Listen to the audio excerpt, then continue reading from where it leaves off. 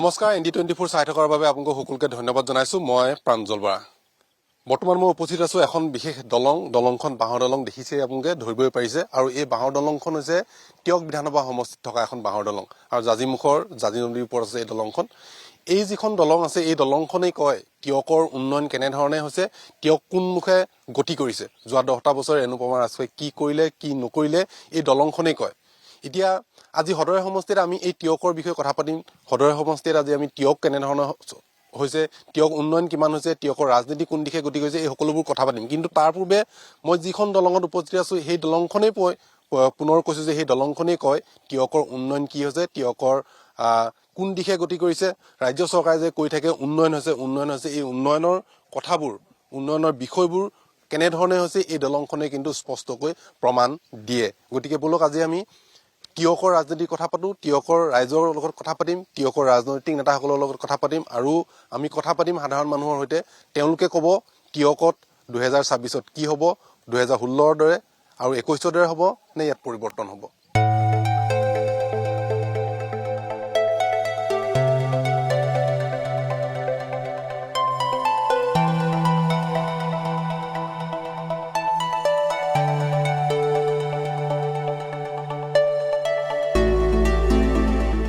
ৰেণুপমা ৰাজখোৱাৰ টিয়ক বিধানসভা সমষ্টিত মই উপস্থিত আছো আৰু এগৰাকী ব্যক্তি দেখিছে কেনেদৰে তেওঁ বয়োজ্যেষ্ঠ এগৰাকী ব্যক্তি এইদৰে বাইকখন ঠেলি তেওঁ তাৰ পৰা পাৰ হৈ আহিছে আৰু ইটো মূৰত দেখিব আপুনি ইটো মূৰতো গোটেই মানুহ ৰৈ আছে তেওঁলোকো ঠেলি ক্ৰমান্বয়ে আহি আছে মই এইখিনি পৰা খোজকাঢ়ি ইয়াৰ পৰা তালৈ যাম মই ভিডিঅ' জাৰ্নেলিষ্ট পৰাগক কিছু আগুৱাই আহিবলৈ অনুৰোধ জনাম মই এই যিখন দলংখন দিছে জাজি মুখৰ এখন হৈছে এখন দলং দাদা আপুনি ক'ৰ পৰা আহিছে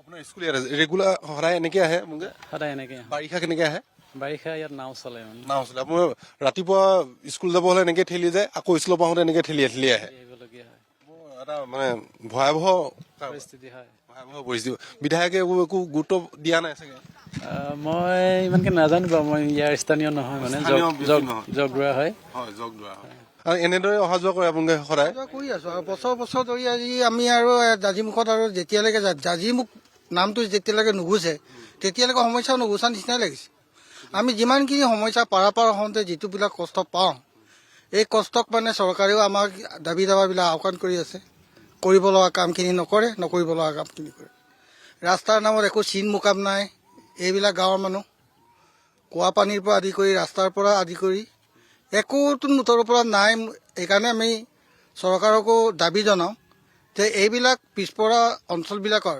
সমস্যাবিলাকৰ প্ৰতি অলপমান হেৰি এটা ৰাখিব লাগে গুৰুত্ব দিব লাগে ক'তবা দিছে ক'তবা তেনেকুৱা বয়সীয়া এগৰাকী ব্যক্তি যেতিয়া এই এখন বাইক এনেদৰে ঠেলি কৰি অহা যোৱা কৰি থাকিব লাগে কেনেকুৱা আপোনাৰ ঘৰ ক'ত ঘৰ মোৰ ইয়াতে বাৰু জাজিমুখতে আপুনি টিয়কৰে ভোটাৰ হয় 10 বছৰ আপোনালোকে ৰেণুপমা ৰাজখোৱাকে জিকালে কিন্তু সমস্যা কিন্তু সমাধান সমস্যা কিন্তু একে থাকিল আৰু তেনেকুৱা হ'ল এতিয়া আকৌ ভোট বিচাৰি আহিব তেওঁ তেনেকে আহিব চাগে আৰু তেনেকে আহিব ভোট বিচাৰি আহিব এইবাৰ ভোট আকৌ তেওঁকে দিব লাগিব চাগে তাকেহে ৰাইজৰ ওপৰতে নিৰ্ভৰ কৰিব আৰু ৰাইজে কি কৰে চাব লাগে যি চৰকাৰে আহক কিন্তু চাব লাগে যিহেতু আমিও স্বাধীন ভাৰতৰ আমিও ভাৰতীয় নাগৰিক গতিকে এই অঞ্চলৰ সকলো মানুহে আমি সদায় সেইটোৱে আশা কৰো অঞ্চলটো ভাৰত অন্য এৰিয়াবোৰৰ নিচিনাকে আমাৰ এই অঞ্চলটো উন্নত হ'ব লাগে তেনেকে ভাবো যি চৰকাৰে নাহক কিন্তু সদায় মানে আমি যিহেতু চৰকাৰ জনসাধাৰণৰ চৰকাৰ গতিকে সদায়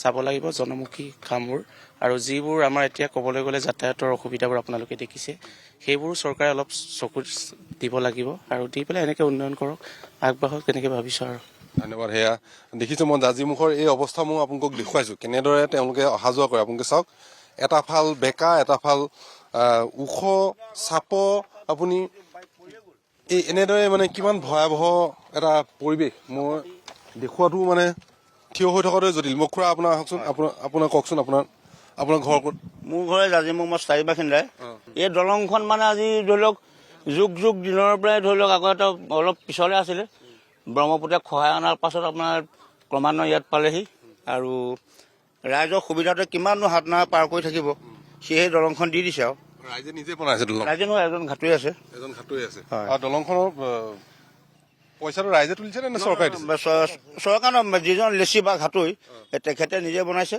আৰু তাৰ পইচা দিব লাগে। হ'লে পইচা দিব লাগিব। আৰু এনেকুৱা অকণমান অসুবিধা হোৱাৰ কাৰণে আজি কিছুদিন আগত এখন আপোনাৰ কাপোৰ বেপাৰী এজন ইয়াত এইটো পানীত পৰিয়ে গ'ল, আৰু তাৰ হঠাতে নাওদিনী আছিলে, হঠাতে তেওঁক বচাই ল'লে যেনিবা। এতিয়া ৰেণুপমা ৰাজখোৱা 10টা বছৰ আপোনালোকৰ কাৰণে একো নকৰিলে। আমি এতিয়া দেখাত আপোনাৰ একো নাই কৰা বুলি ক'ব লাগিব, কাৰণ যিমানবোৰ সুবিধা আহে আমি ধৰি লওক পিছপৰা ৰাইজে ইমান নাজানো, আৰু তেখেতলোকে আহে সেই সুবিধাখিনি আঁতৰলৈ গুচিয়ে যায় নে তেখেতলোকে হাতে কৰে নে, কিন্তু সেইটো কথা আমি নাজানো। মানে কি ৰাস্তা পদূলি দেখিছে আমাৰ এইফালেতো যাওক বহুত একদম হেৰিলৈকে আপোনাৰ তেলীয়া কোৰ, ইমান ৰাস্তা পদূলি সুচল নহয়। আৰু এইখন এখন দলং আপোনাৰ ধৰিছিলে, আপোনাৰ যিটোখন বনাই পৰা আহিছিলে মাথাউৰি, আমাৰ ইয়াতে দলং নাই, একো বনোৱাই নাই, একো নবনালে। এতিয়া ভোট বিচাৰি আকৌ আহিব নহয় তেওঁ। ভোট বিচাৰিটো আহিব মানে তেখেতৰ লগতে অন্যান্যও আহিব, যে বহুত প্ৰলোভন দিব, প্ৰলোভন দি ক'ব যে আমি এইটো ৰাস্তা পদূলি ঠিক কৰিম, ৰাইজক সুবিধা কৰিম, আৰু ঠিক তেনেদৰে কিছুমান প্ৰলোভন দিব, তাৰ পাছত আৰু পাহৰি গুচি যায়গৈ, আৰু পাহৰি গুচি যায়, একো নহয়গৈ আৰু একো নহয়গৈ।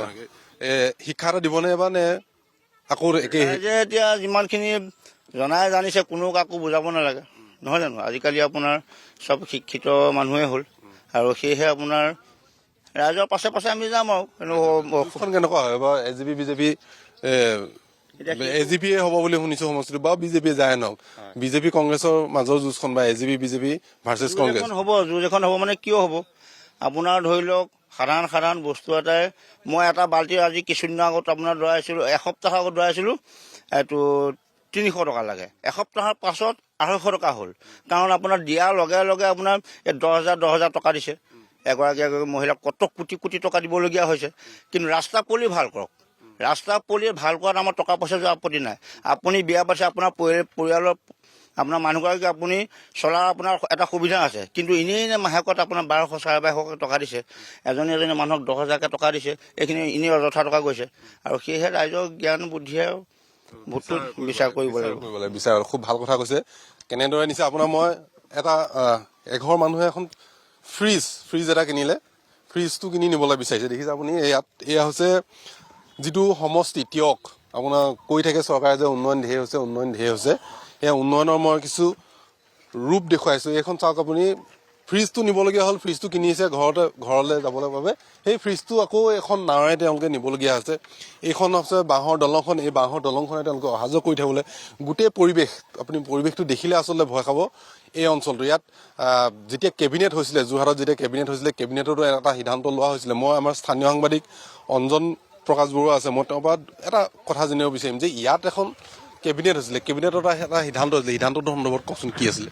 হয় চাওক, নিশ্চিতভাৱে যে যোৰহাটৰ যিখন অসম চৰকাৰৰ কেবিনেট হৈছিলে, কেবিনেটৰ অন্যতম গুৰুত্বপূৰ্ণ সিদ্ধান্ত আছিলে এই যিটো পাৰঘাট, জাজিমুখৰ যি পাৰঘাট, এই পাৰঘাটটো সিপাৰে যদি আপুনি চাই পায় 15-20খনকৈ গাঁও, আৰু এই যিসকল লোক বহিৰ্জগতৰ লগত সংযোগ স্থাপনৰ অন্যতম মাধ্যম এই পথটোৱে। যেতিয়া আপুনি যেতিয়া বাৰিষা এইবোৰ স্থানত আহে, অতি ভয়াৱহ হয় আচলতে। যেতিয়া ব্ৰহ্মপুত্ৰখন ইয়াত ফেনে ফুটুকা ইয়ালৈকে বাঢ়ে, তেতিয়া ইয়াত এখন টুলুঙা নাও, সাধাৰণ টুলুঙা নাৱে আচলতে মানুহ জীৱন যাপন কৰিব লাগে, পাৰ হয়। স্কুলৰ ছাত্ৰ ছাত্ৰী পানীৰ কাৰণে আচলতে বিদ্যালয়লৈ আহিব নোৱাৰে, এনেকুৱা এটা পৰিৱেশ। কিন্তু সেই কথাটো বাৰম্বাৰ যেতিয়া দাবী জনাই অহা হৈছিল, আমিও বহু বাতৰি কৰিছিলোঁ, কিন্তু যোৰহাট জিলাতে যিখন আছে, যোৰহাটত যিখন অসম চৰকাৰ কেবিনেট হৈছিল, হিমন্ত বিশ্ব শৰ্মাৰ কেবিনেটৰ এটা সিদ্ধান্ত হৈছিল যে ইয়াত এখন এই পাৰঘাটত এখন দলং হ'ব। কিন্তু আজিৰ তাৰিখত আপুনি চাওক, এই দলংখনৰ ইয়াৰ কোনো ধৰণৰ চিনচাপ নাই, এচৰ পৰা ইটাও নপৰিলে এই দলংখনৰ নামৰ। আচলতে এটা কথা ক'বলৈ গ'লে, তিয়ক যিটো বিধানসভা সমষ্টি, তিয়ক বিধানসভা সমষ্টি আজি নতুনকৈ গঠিত হৈছে। নতুনকৈ গঠিত হোৱাৰ লগে লগে চাৰিসীমা বিভিন্ন আজি পৰিৱৰ্তন হৈছে।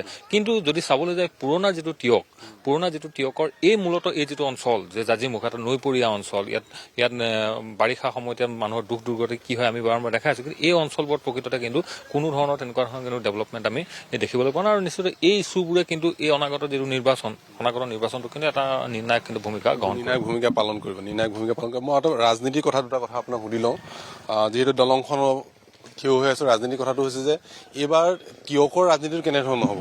তিয়কৰ ৰাজনীতি চাওক, তিয়কৰ ৰাজনীতিটো অতি আকৰ্ষণীয় হৈছে। আকৰ্ষণীয় এইকাৰণে হৈছে যে মূলত যদি আমি চাওঁ, অকণমান দীঘলীয়া হ'ব কথাটো, যদি তিয়ক বুলি ক'বলৈ যাওঁ, তিয়ক জাতীয়তাবাদী দুৰ্গ বুলি কোৱা হয়। যি তিয়কত অসম আন্দোলনৰ অন্যতম যি ললিত চন্দ্ৰ ৰাজখোৱা আচলতে জন্ম তিয়কক লৈ আচলতে সেইকাৰণে জাতীয়তাবাদী এটা দুৰ্গ হিচাপে কয় অসম গণ পৰিষদে ললিত ৰাজখোৱা নামটো লৈ আচলতে আজি তাৰিখলৈকে তিয়কত এটা ধ্বজা তেওঁলোকে উৰুৱাই ৰাখিবলৈ সক্ষম হৈছে। কিন্তু এই যিটো অনাগত নিৰ্বাচন, এই অনাগত নিৰ্বাচনটোৰ ক্ষেত্ৰত কিন্তু তিয়কৰ চাৰিসীমা সম্পূৰ্ণ সলনি হ'ল। আজি যোৰহাট তিয়ক যিটো সমষ্টি, তিয়ক পূৰ্বৰ তিয়ক সমষ্টিটো এই জাজিমুখী পঞ্চায়তটো সোমালে আৰু তিয়ক মিউনিচিপালিটিখন তেনেকৈ সোমাইছে। আৰু গতিকেলৈ এটা তিয়ক আজি তাৰিখত যোৰহাট আৰু একাংশ আজি যদি চাই আমাৰ ডেৰগাঁও একাংশ এটা বৃহৎ এটা অঞ্চলৰ 27টা পঞ্চায়ত আছে য'ত, কিন্তু আজি তাৰিখত কিন্তু আগৰ স্থিতিটো কিন্তু নাই। কিন্তু সেইকাৰণে আজি তাৰিখত বিজেপিয়েও কিন্তু এই ক্ষেত্ৰত এই সমষ্টিটো বাৰম্বাৰ বিচাৰিছে। বিজেপিক সমষ্টিটো লাগেই, এজিপিকো লাগে। এই যিখন যুঁজ, এই যুঁজখনত কিন্তু যে দুই দলৰ যে যুঁজ, আজি যদি অসম গণ পৰিষদক যদি চিটটো যদি দিয়ে, তাত বিজেপিৰ যিসকল কৰ্মীয়ে 2016 চনতো তিয়ক বিচাৰিছিলে, 2021তো তিয়ক বিচাৰিছে, 2024তো তেওঁলোকে তিয়ক বিচাৰিছে।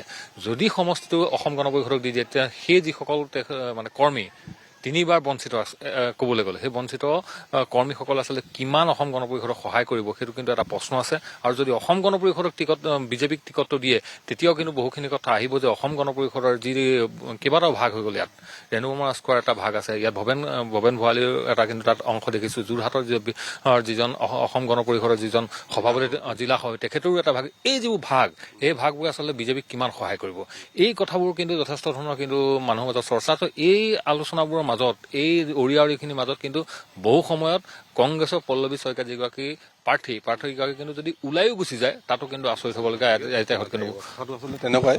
সমষ্টি পুনৰ নিৰ্ধাৰণৰ পাছত যেনেধৰণে গোটেই সমষ্টিসমূহ সাল সলনি হ'ল, তিয়ক সাপেক্ষে কিন্তু এইবাৰ ৰাজনীতিটো যথেষ্ট পৰিমাণে গুৰুত্বপূৰ্ণ হ'ব। আৰু বিশেষভাৱে এই যিটো বিশেষভাৱে অৰিয়াৱৰী আৰু তেওঁলোকৰ যিটো চিপৰাং ৰাজনীতি বুলি কয়, সেই চিপৰাং ৰাজনীতি কিন্তু কোন দলক কোন সময়ত ক'ত সহায় কৰিব সেয়া এতিয়াই কৰিব নোৱাৰি, কিন্তু তিয়ক সাপেক্ষে ৰাজনীতিটো কিন্তু সলনি হোৱাৰ পূৰ্ণ সম্ভাৱনা আছে।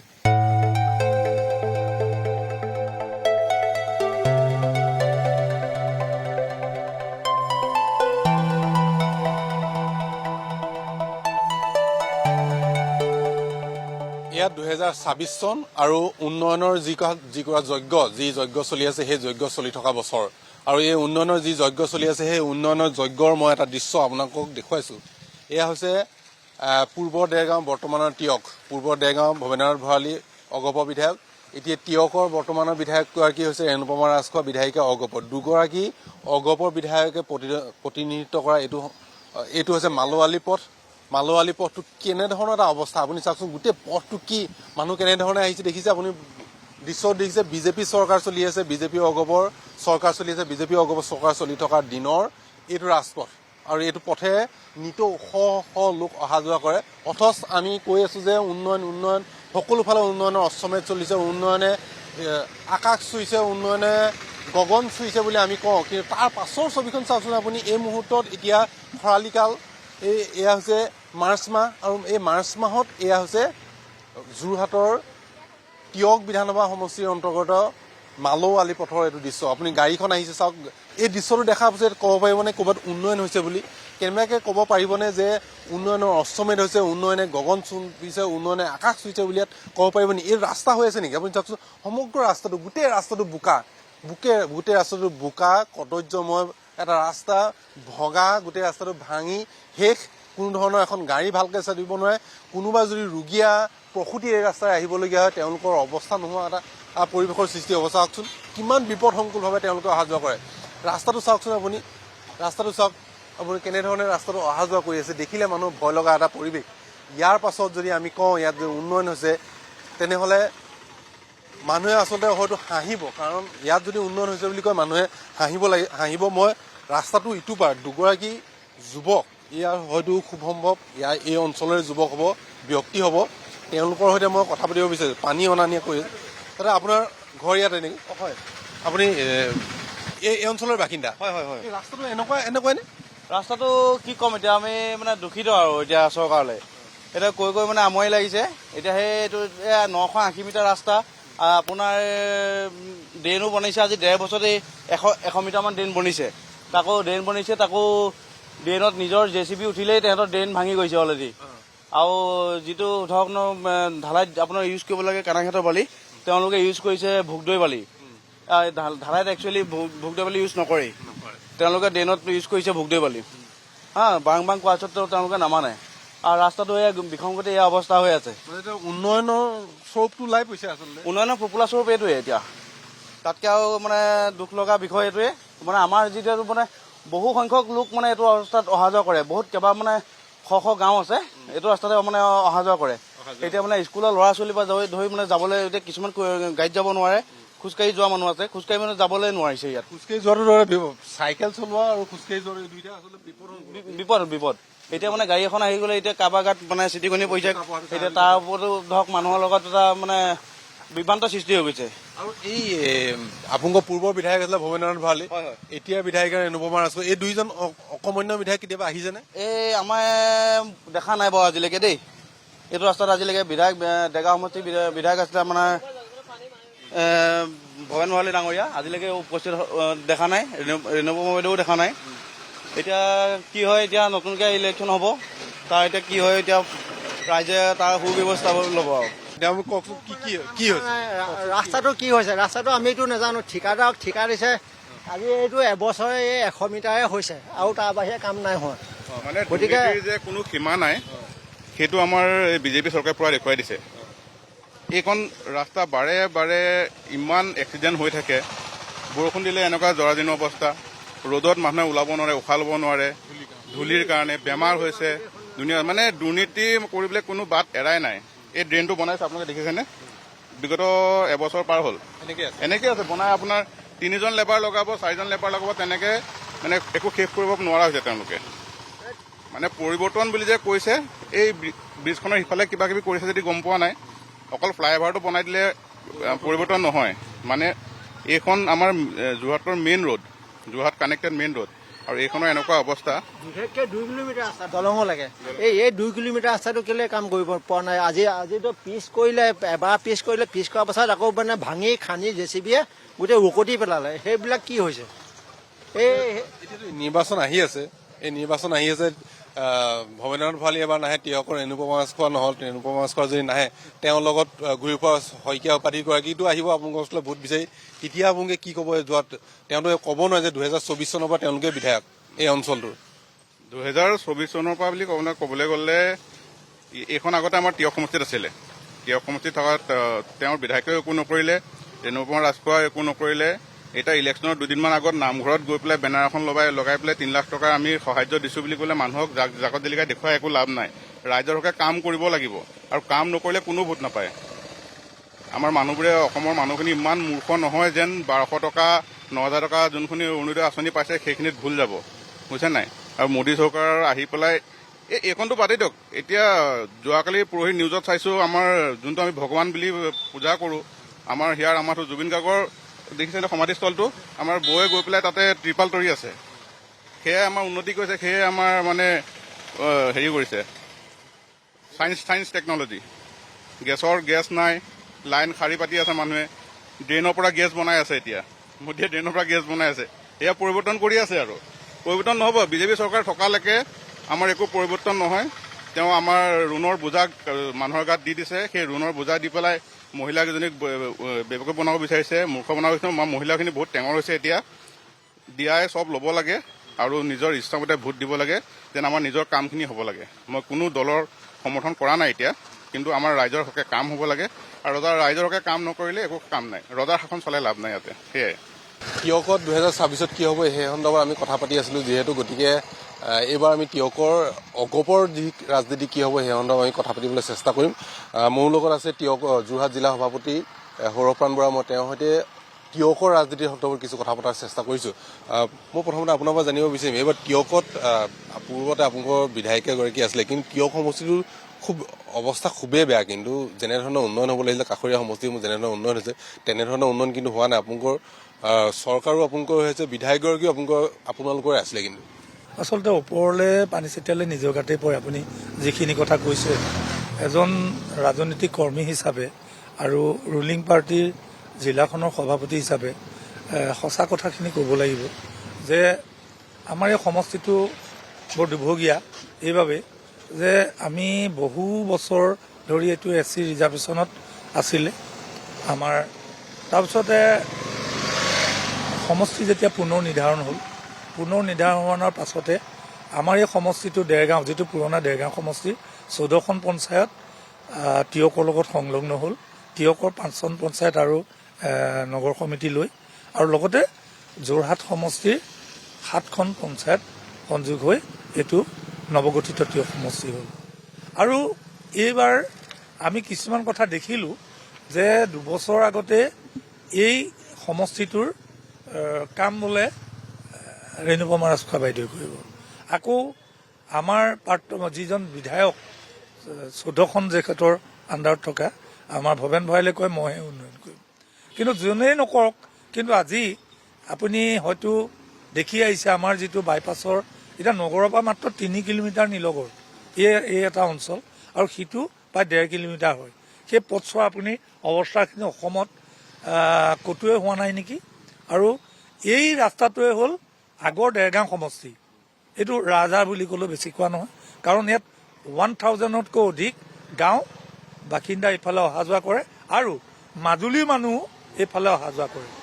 আজি সঁচাই বৰ দুখ লাগিছে আপোনাক এই কথাখিনি ক'বলৈ পায় যে আজি 2টা বছৰে আমাৰ টিয়কৰ যিগৰাকী বিধায়িকা তেওঁ আছিল, বা লগতে আকৌ এটা কথা ক'বলৈও মই কৈছোঁ, ৰাজনীতিকৰণ কৈছোঁ বুলি নাভাবিব, কাৰণ মই কাকো বদনাম নকৰোঁ। আজি প্ৰায় 35টা বছৰে মই ৰাজনৈতিক কৰ্মী হিচাপে আছোঁ।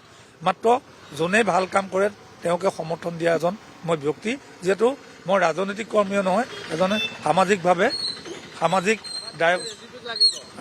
দায়বদ্ধ থকা এজন ব্যক্তি। সেইফালৰ পৰা মই ক'ব বিচাৰিছোঁ যে এই ৰাস্তাটোৰ লগতেই নহয়, এই ৰাস্তাটো বুলিয়েই নহয়, আপুনি কোৱাৰ দৰে আজি টিয়কৰ 5খন পঞ্চায়ততো মই দেখিলোঁ, মই ঘূৰিছোঁ যে আমাৰ ৰাস্তা পদূলিবিলাক কিন্তু ইমান ঠিক নহয়।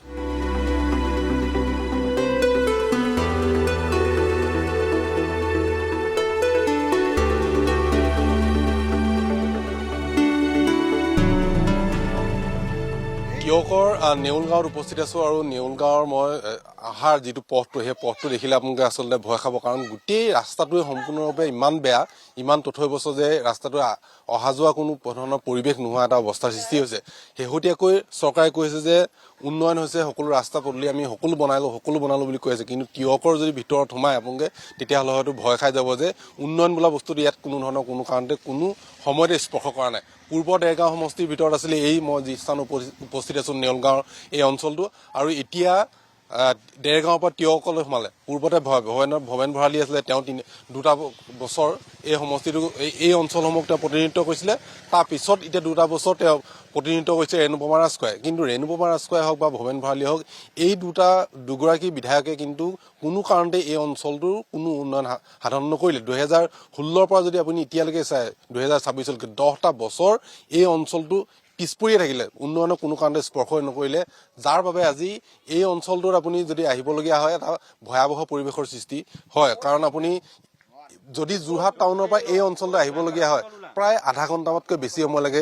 3-4 কিলোমিটাৰ বা 5 কিলোমিটাৰ পথেৰে অহা যোৱা কৰিবৰ কাৰণে আধা ঘণ্টা সময়তকৈ বেছি লাগে। বৰষুণ হ'লে গোটেই ৰাস্তাটো আপোনালোকৰ বেয়া। একদম যোৰহাটৰ পৰা যদি আপোনালোকে মালোৱালিৰ পৰা উঠে, সেই তাৰ পৰা ইয়াৰ অহালৈকে ৰাস্তাটো ইমান বেয়া। কিমান দিনৰ পৰা এনেকুৱা ধৰণৰ হৈ আছে? একচুৱেলি 2014 চনৰ পৰাই আমি বুলি ক'ব লাগিব, আৰু তাৰ আগতে অলপ পকা ৰাস্তা বনাইছিলেগৈ। সেই পকা ৰাস্তা বনাওঁতে এতিয়া নিৰ্মাণটো এতিয়া কমপ্লিট হৈ গ'ল, ৰিপেয়াৰিং কৰিছিলে, তথাপি ৰিপেয়াৰিংটো কাম নিদিলেগৈ। এতিয়া আমি নতুনকৈ আকৌ বনাইছোগৈ বুলি কৈছে, এতিয়ালৈকে মানে আধা আধিও এতিয়ালৈকে যোৱাই নাই। সেইটো কাৰণে আমি পূৰ্বতে ভৱেন ভঁৰালী আছিলে, তাৰপিছত ৰেণুপমা ৰাজখোৱা বিধায়ক হ'ল, তেওঁলোক আহিছে নে কেতিয়াবা? অহাই নাই। মই কৈছো এতিয়া যিটো জানিব পৰা মতে আমি প্ৰতিদিনে আমি ইয়াত মানে নেউলগাঁৱত অনুভৱ কৰি আছো। নেউলগাঁৱত বাঁহপলাৰ পৰা যোৰহাটলৈ, মানে নেউলগাঁৱৰ পৰা যোৰহাটলৈ ইয়াত ৰাস্তা বনাব বুলি কৈ আছে মুঠতে ৰাস্তা বনা নাই। এতিয়া তিনিআলিৰ পৰা মুঠতে 100 মিটাৰমান বনাইছে নেকি। এতিয়া নিৰ্বাচনটো আহি আছে, কি কৰিব? নিৰ্বাচনটো আহি আছে, এতিয়া আমাৰ 40 নং ৱাৰ্ডত আমাক একেবাৰে নতুন MLA আমি লাগিব। মোক কওকচোন, আপুনি এই গোটেই অঞ্চলটো বিৰাট পিছ পৰি আছে, আপোনালোকৰ অঞ্চলটো কোনো ধৰণৰ বিৰাট পিছ পৰি আছে। কিন্তু যেনেকুৱা সময়ত যেনেকুৱাকে কাম কৰি যাব লাগিছিলে, একচুৱেলি দুটাকে বিধায়ক টকাৰ অৱস্থাটো এইটো জৰাজীৰ্ণ হৈ গ'ল। কিন্তু এনেকে বেলেগ বস্তু দিছে, অনুদান দিছে, নামঘৰ দিছে, কিবা কিবি কি সৰংগ মঞ্চ দিছে, এইবিলাকতো আমি ইমান চেপ্টাৰ বুলি নহয়। যিটোতে ৰোড এইটো লৈ পেলাইতো কেইবাবাৰো অনুৰোধ কৰিলোঁ যে বাইদেউ ৰেণুপবাকো আমি দৰখাস্ত দিছোঁ, ছাৰকো আমি ভৰালিকৈ এইবিলাকৰ বিষয় লৈ পেলাই কৈছোঁ, কিন্তু তেওঁলোকে ইমান গুৰুত্ব নহ'ল নেকি, নোহোৱাৰ কাৰণে আজি তাৰিখলৈকে ৰাস্তাটো এই জৰাজীৰ্ণ হৈ গ'ল। আৰু কি প্লাছ এইখন ৰাস্তাৰ কমিটি হিচাপে, উন্নয়ন কমিটি হিচাপে মানে প্ৰেচিডেণ্ট ময়ে হয়, কিন্তু এই কণ্ট্ৰেক্টাৰটোৰ লগত ইমান টক কৰিছোঁ, কিন্তু তেওঁ মোবাইল ৰিচিভ নকৰে আৰু তেওঁ কাম কৰিব নোৱাৰে ইয়াত, এইটো কাম নকৰে। বিধায়কে এইবিলাকক লৈ পেলাই অৱদান হ'ব লাগিছিলে, কিন্তু অৱদান নথকাৰ কাৰণে এইটো অৱস্থা। এতিয়া কণ্ট্ৰেক্টাৰে তাল টিঙালি মাৰি আছে। এতিয়াও বিধায়কে অন্ততঃ দুজনকে বিধায়ক আছে, এই দুজন বিধায়ক অন্ততঃ আজি তাৰিখলৈকে যে ভালকে অতৰ্ক দিয়াহেঁতেন, এতিয়ালৈকে এইটো অৱস্থা কেতিয়াও নহয় ৰাস্তা। এইটো বিষয় লৈ পেলাই এই টিকেটটোৰ ক্ষেত্ৰত কিন্তু এতিয়া আমি দুজনকে চালোঁ, 10টা বছৰ ৰেণুকুক চালোঁ, ভৰালিকো চালোঁ। এতিয়া নতুনত্ব লাগে। যুৱ নেতা হিচাপে আমি প্ৰায় আমাক চিনি পাওঁ, আমি সৌৰভৰাম বৰাক আমি চিনি পাওঁ। ইয়াত লাগিলে বুট বৰ্জন কৰিম, সৌৰভৰাম বৰা যদি টিকেট নাপায়, লাগিলে আমি প্ৰতিজীৱীৰ পৰা মই সহকাৰী সম্পাদক, ভাৰপ্ৰাপ্ত সম্পাদক আঞ্চলিক কমিটিৰ, কিন্তু মই ভালকে কৈ দিছোঁ আৰু কি তেওঁ দুজন ইয়াত কাম নহ'ব। আমাক নতুন যুৱ নেতা লাগে। সৌৰভৰাম বৰাক দেৰগাঁও সমষ্টিটো প্ৰায় মানুহে নেলুৰ পৰা তেতুলৈকে চিনি পায়। তেওঁ দলৰ কাৰণে কিমান কষ্ট কৰি টকা আৰু চুকে কাৰণে দেৰগাঁও সমষ্টিত কোনটো সমস্যা, কেনেকুৱা কি কথা সৌৰভদা অলৰেডি জানে। আৰু যোৱা দুটা বিধায়ক যোৱাৰ পাছতো তেওঁলোকৰ অৱদান নাই যেতিয়া আমি নতুনত্ব বিচাৰিব লাগিব। ৰেণুপবাৰ দায়িত্বত আছিলে তেওঁ বিকাশ শইকীয়া কাইটো মানুহে চিনিয়ে নাপায়। ইয়াত মই এজন ভাৰপ্ৰাপ্ত হিচাপে আছো, ইয়ালৈ নাহে নেকি? কোনোদিন নাই দেখা। কিবা এটা প্ৰগ্ৰেম হ'লে তৎকে আহিব, বছ দুজন মানুহক লগ কৰিব ফুটিল, কোনজন কি দায়িত্বত আছে তেওঁ নাই। আৰু এই সমষ্টিটো এই আপোনালোকৰ অঞ্চলসমূহ উন্নয়নৰ কাৰণে বিকাশ শইকীয়া বুলি ক'লে ভুল হ'ব, ৰেণুপমা ৰাজখোৱা আৰু তেওঁৰ প্ৰতিনিধিসকল আহি কোনোদিন কাম বন নাই কৰা। তেওঁলোকেতো আজি 2টা বছৰ যেতিয়ালৈকে আমাৰ যে সমষ্টিটো চেঞ্জ হৈছে, তেতিয়া 2টা বছৰ ধৰি পেলাই ৰেণুপমাৰ দায়িত্বত আছিলেগে। তেওঁ এতিয়া তাৰিখলৈকে ইয়াত এটা ফুটা কৰি চেটাই নগ'ল, আৰু অৱদানটো নাই। দে মই যে ইয়ালৈ আহিব লাগিব, মই যে ইয়াত দল কৰিবগৈ লাগিব, ৰেণুপমা যে এইটো কিয়াল নাথাকিলে তেওঁৰ পালি নেতা কেইটাও নাথাকিলে, নথকাৰ কাৰণেতো আজি এইটো অৱস্থা। আজি লাষ্টত ভৰালি কালি পৰি 5 লাখ টকা অলপ তেওঁ লাষ্টত নাথাকিলেও তেওঁ দি থৈ গৈছেগে ব্লক ৰাস্তাতে দৈপল স্কুললৈ যাব লাগে বুলি। তেওঁ আমাক একো নাই, তেওঁৰ এতিয়া নাম নাই কি তেওঁ এতিয়ালৈকে একো এটা পুটা কৰি আমি নাপালো। আকৌ যদি ৰিপ্ৰেজেণ্ট যদি আমি বিধায়ক বনাবলগীয়া হয় যদি, আৰু 20 বছৰ আমি আকৌ তলত ৰাখিব লাগিব। এইকাৰণে আমি নতুনত্ব বিচাৰিছো। ৰেণুপমা ৰাজখোৱা আহিলে মানে বৰ্জন কৰিম, আমি বুট বৰ্জন কৰিম, লাগিলে বুট বৰ্জন কৰিম। আমাৰ নতুন মানুহক লাগে, কাম কৰা মানুহক লাগে। আমি ডাইৰেক্ট চিধাকে কৈছো মই আছিলে এই নেউলগুৰিৰ যিসকল লোক আছে, তেওঁলোকে এটা কথা কৈছে যে ৰেণুপমা ৰাজখোৱাক তেওঁলোক যথেষ্ট পৰিমাণে অসন্তুষ্ট হৈ আছে। তেওঁ কোনো ধৰণৰ কাম এই অঞ্চলটোত নকৰিলে, পূৰ্বৰ ভৱেন ভৰালীও বিশেষ কাম নকৰিলে, যাৰ বাবে তেওঁলোকে এতিয়া নতুনত্ব বিচাৰিছে, নতুন প্ৰাৰ্থী বিচাৰিছে। যদিও অগপৰ সমষ্টি পায়, তেনেহ'লে অগপৰ পৰা কিন্তু এইবাৰ ৰেণুপমা ৰাজখোৱা বা তেওঁৰ প্ৰতিনিধি তেওঁলোকে নাই বিচাৰিছে নতুন প্ৰতিনিধি, নতুন ব্যক্তি আৰু নতুন মুখ, যাৰ পাছতহে তেওঁলোকে সেই ব্যক্তিগৰাকীক পুনৰবাৰ দিছপুৰলৈ পঠাবলৈ চেষ্টা কৰিব। কিন্তু যদিহে ৰেণুপমা ৰাজখোৱা আহে বা তেওঁৰ প্ৰতিনিধি আহে, পুনৰবাৰ টিকট পায়, তেনেহ'লে কিন্তু এইসকল লোকে হয়তো ভোট বৰ্জন কৰিব, নহ'লে কিন্তু তেওঁলোকে বিদ্ৰোহ কৰাৰো সম্ভাৱনা থাকে।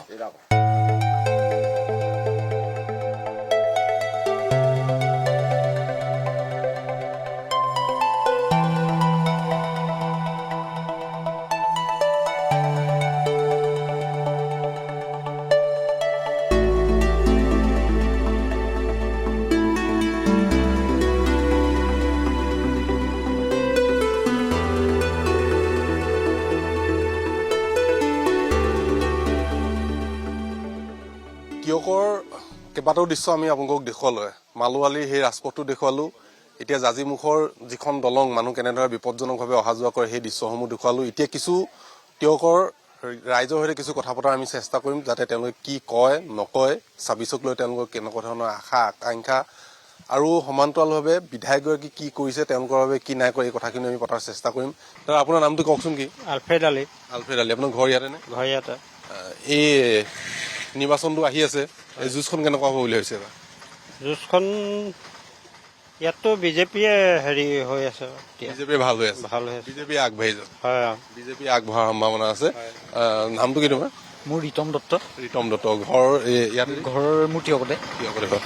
তিয়ক বিধানসভা সমষ্টিটোৰ সাপেক্ষে এই 2026 নিৰ্বাচনটো কেনেধৰণৰ হ'ব বুলি ভাবিছে? ছাব্বিছৰ নিৰ্বাচনৰ আচলতে যুঁজখন এখন লক্ষণীয় যুঁজ হ'ব। আচলতে এইটো সমষ্টি AJPৰ সমষ্টি আছিলে, আচলতে জাতীয়তাবাদৰ ভেটি। ইয়াত দেখা গৈছে যিহেতু AJP আৰু BJPৰ মাজত মিত্ৰজোঁট আছে, মিত্ৰজোঁট আছে যদিও BJPয়েও বিচাৰিছে এই সমষ্টিত আৰু AJPয়েও বিচাৰিছে। তাক লৈ লগতে কংগ্ৰেছেও ইয়াত প্ৰাৰ্থী নিক্ষেপ কৰিব। কিন্তু দেখা যায় যে যি BJP আৰু AJPৰ মাজৰ যি সংঘাত, সেই সংঘাতৰ প্ৰতি লক্ষ্য ৰাখি এইবাৰ এই যুঁজখন তিনিগুণীয়া যুঁজ হ'ব যেন লাগে। তিনিগুণীয়া যুঁজ হ'ব। মোক হেৰি কওকচোন, ৰেণুপমা ৰাজখোৱা কাম কি কৰিলে সমষ্টিটো? ৰেণুপমা ৰাজখোৱাক যদি আমি মূল্যাংকন কৰিবলৈ যাওঁ, তেওঁক যদি আমি ধৰি লওক আমি 10ৰ ভিতৰত মূল্যাংকন কৰোঁ, 10ৰ ভিতৰত যদি মূল্যাংকন কৰোঁ তেওঁ 3 বা 4 তাতকৈ নাপায় আৰু। তেনেহ'লে তেওঁ বিফলেই তেওঁ। মানুহে কিয় ভোট দিব তেওঁক? মই এইটো নাভাবোঁ যে, মোৰ ফালৰ পৰা মই নাভাবোঁ যে তেওঁ এইবাৰ আহি তেওঁক ভোট দিয়ক, মই সেইটো নাভাবোঁ। তেওঁক মই নাভাবে। আৰু তিনিজন ব্যক্তি আড্ডা এটা মাৰি আছে, আড্ডা এটা হৈ আছে। আড্ডাটোত মই অকণমান সুধোচোন, আপোনাৰ নামটো কি দাদা? মোৰ নাম জয়ন্ত দাস। জয়ন্ত দাস। এই আপোনালোকৰ চৰকাৰী আঁচনিৰ যি সুবিধাবোৰ, সেই সুবিধাবোৰ পাইছেনে বাৰু? সুবিধাবোৰ মানে আপোনাৰ দিম বুলি কয়, সুবিধাবোৰ এতিয়া বৰ্তমান পোৱা নাই। আপোনালোকে একো পোৱা নাই? আপোনাৰ পৰিয়ালৰ কোনো চৰকাৰী আঁচনিৰ সুবিধা পোৱা নাই? নাই পোৱা। ৰেণুপমা ৰাজখোৱা আপোনালোকৰ বাবে কি কৰিছে? তেখেত নামতহে MLA, কামত নাই। নাই। এইটো হৈছে টিয়ক বিধানসভা সমষ্টি। টিয়ক বিধানসভা সমষ্টিৰ সাপেক্ষে যদি উন্নয়নৰ কথা বতৰাবোৰ লৈ যদি জনপ্ৰতিনিধি ৰাইজৰ ওচৰলৈ যায়, তেতিয়াহ'লে কিন্তু বহু প্ৰশ্নবানৰ সন্মুখীন হ'ব লাগিব। এই বিধানসভা সমষ্টিৰ যিগৰাকী বিধায়ক আছে, সেই বিধায়িকাগৰাকী সমান্তৰালকৈ শাসক পক্ষও কিন্তু বহুখিনি প্ৰশ্নৰ সন্মুখীন হ'বলৈ, সেই প্ৰশ্নসমূহৰ উত্তৰ তেওঁলোকে কেনেদৰে দিয়ে তাৰ ওপৰতে নিৰ্ভৰ কৰিব 26ৰ যিটো নিৰ্বাচন হ'ব, সেই নিৰ্বাচনত তেওঁলোকে ভোট পাব নে নাপায়। 2016ত অসমত BJP চৰকাৰ শাসন লৈ আহিছিল। 2016ৰ পৰা আজি 2026 চন। এই 2026 চনলৈকে যেতিয়া 2 বছৰ 2টা কাৰ্যকাল BJPয়ে অসমত শাসন কৰিলে, কিন্তু এটা কাৰ্যকালো BJPয়ে এতিয়ালৈকে এই তিতাবৰ বিধানসভা সমষ্টিও তেওঁলোকৰ প্ৰতীক অৰ্থাৎ পদুম ফুলপাহ ফুলাবলৈ সক্ষম হোৱা নাই। কাৰণ এই সমষ্টিটো প্ৰাক্তন মুখ্যমন্ত্ৰী প্ৰয়াত তৰুণ গগৈৰ সমষ্টি আছিল, আৰু এই তিতাবৰ সমষ্টিটো তৰুণ গগৈৰ পৰিয়ালৰ দুৰ্গ বুলিয়ে কোৱা হয়। আৰু বৰ্তমান যদিও তৰুণ গগৈৰ পৰিয়ালৰ নাই ইয়াত বিধায়ক, কিন্তু তেওঁলোকৰ এগৰাকী ঘনিষ্ঠ ব্যক্তি ইয়াত বিধায়ক হিচাপে নিৰ্বাচিত হৈছিল। এইবাৰ 2026ত তৰুণ গগৈৰ পৰিয়ালৰ পৰা, অৰ্থাৎ তৰুণ গগৈ পৰিয়ালৰ যিটো দুৰ্গ বুলি কোৱা হয় তিতাবৰ বিধানসভা সমষ্টিটো, এই বিধানসভা সমষ্টিটো BJPয়ে তেওঁলোকৰ নিজৰ হাতলৈ আঁজুৰি নিবলৈ সক্ষম হ'বনে নহয়, এই সন্দৰ্ভত কিছু মতামত ল'বৰ বাবে আমি উপস্থিত হৈছিলোঁ সেই তিতাবৰত। আৰু তিতাবৰৰ এগৰাকী প্ৰাৰ্থিত্ব প্ৰত্যাশী, BJPৰ এগৰাকী প্ৰাৰ্থিত্ব প্ৰত্যাশী হেমন্ত কলিতা, পূৰ্বৰ যোৰহাট জিলা BJPৰ সভাপতি আছিলে। তেওঁৰ সৈতে আমি কিছু কথা পাতিম আৰু জানিম যে তিতাবৰ কেন্দ্ৰিক তেওঁলোকৰ ৰাজনীতি কি হ'ব, তিতাবৰক লৈ তেওঁলোকে কেনেধৰণে পৰিকল্পনা কৰিছে কংগ্ৰেছৰ পৰা সমষ্টিটো আঁজুৰি আনিবৰ বাবে। গতিকে মই প্ৰথম আপোনাৰ পৰা জানিব বিচাৰিম যে তিতাবৰ সমষ্টিটো আজিলৈকে আপোনালোকে নিজৰ প্ৰতীকটো ফুলাবলৈ সক্ষম হোৱা নাই, অৰ্থাৎ পদুম ফুলপাহ ফুলাবলৈ আপোনালোকে ইয়াত সক্ষম হোৱা নাই, যদিও সমগ্ৰ অসমত আপোনালোকৰ ক্ষমতাটো আছে। তিতাবৰ কেন্দ্ৰিক এইবাৰ আপোনালোকৰ পৰিকল্পনাটো কেনেধৰণৰ? প্ৰথম কথা হ'ল, তিতাবৰত এইবাৰ 48,000 দলীয় সদস্য আছে।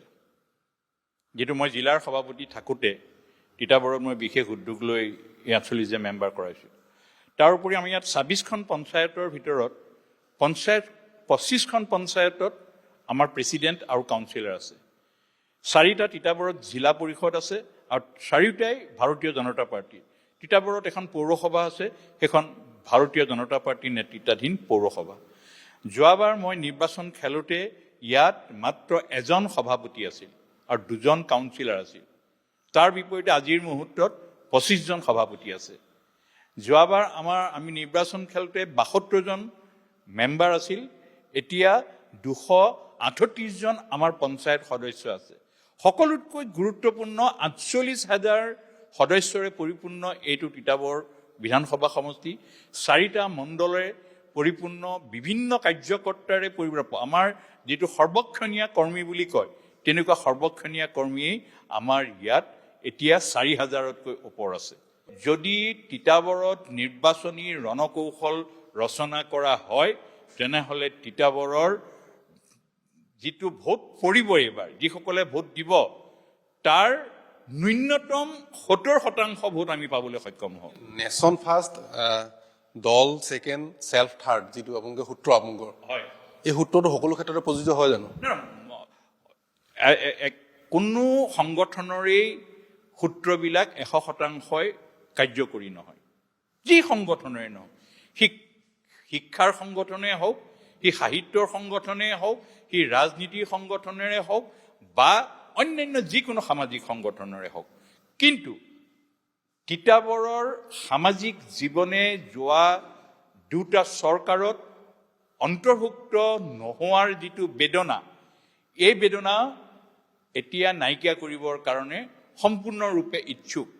এই ইচ্ছুক থকা অৱস্থাত আমি নেতৃত্বত থকা লোকসকলে সেই পৰিৱেশ যদি আমি ৰচনা কৰি দিব পাৰোঁ, সেই পৰিৱেশ যদি ৰাইজে বিচৰা ধৰণে হৈ উঠে, কাৰণ এইটো ঠিক যে ৰাইজে বিচৰা মতে যদি কাৰণ নহয়, তেতিয়া যিকোনো সংগঠনে সাংগঠনিক শক্তিশালী যিমানেই নহওক কিয়, তেনেকুৱা উদাহৰণ বহু আমি দেখিছোঁ। এতিয়া যদি মানুহমুখী ৰাজনীতি হ'বলৈ হয়, তেনেহ'লে ই সৰ্বত্ৰ আজি তিতাবৰত পদুম ফুল ফুলাবৰ কাৰণে সকলো ব্যগ্ৰ। সেয়া আছিলে হেমন্ত কলিতা বোকাখাতৰ ৰাজনীতি ক্ষমা কৰি তিতাবৰৰ ৰাজনীতিৰ সন্দৰ্ভত তেওঁ বহুখিনি কথাই ক'লে। এতিয়া সময়ত দেখা যাব তেওঁ অৰ্জুন হৈ ওলাই আহিব নে দাতা কৰ্ণ হ'ব, সেইটো সময়ত দেখা যাব। কিন্তু তিতাবৰৰ ৰাজনীতি এইবাৰ যে কিছু ৰোমাঞ্চকৰ হ'ব, এই কথাটো কিন্তু এক প্ৰকাৰ প্ৰায় নিশ্চিত হৈছে।